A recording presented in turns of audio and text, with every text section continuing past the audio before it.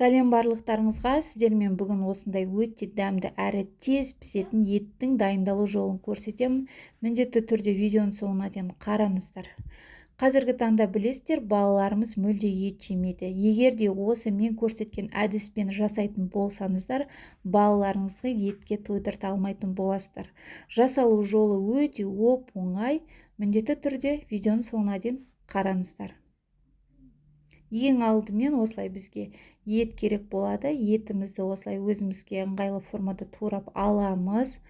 Маған осылай ыңғайлы, кез келген макарон болсын, палау болсын, лагман болсын, осыны алып қолдана беремін. Осылай турап алып, енді туралған етімізді ыдысымызға саламыз. Енді дәмдеуштерімізді қосамыз. Бұл маринад өте ыңғайлы, сіздерге тамақтарыңызға өте күшті, керемет дәм береді. Тұзымызды, лабыр жапырағымызды және 4-5 дана чесногымызды қосып, 3-ақ зат өзі, осыны араластырамыз жақсылап. Жақсылап біркелкі араластырып, ыдысымызға салып, холодильникке салып қоямыз. Бұл тұра береді, 10-15 күн тұрса да тұра береді, ешқандай бұзылмайды дәмі. Тұрған сайын сіздерге керемет дәм беретін болады.